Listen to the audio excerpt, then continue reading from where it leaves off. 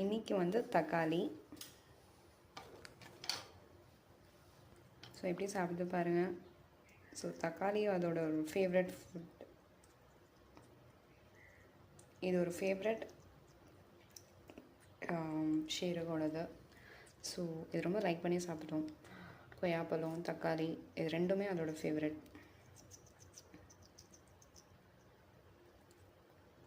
So பசிக்குதுன்னா வந்து டக்குன்னு வந்து சத்தம் போடும், எனக்கு பசிக்குது அப்படின்னு சொல்லிட்டு. மோஸ்ட்லி நான் வச்சுருவேன்.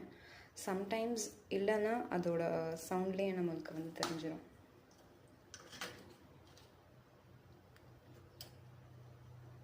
ஸோ அதோட சீட்ஸ் தான் ரொம்ப சாப்பிடுவாங்க பேரட் மோஸ்ட்லி.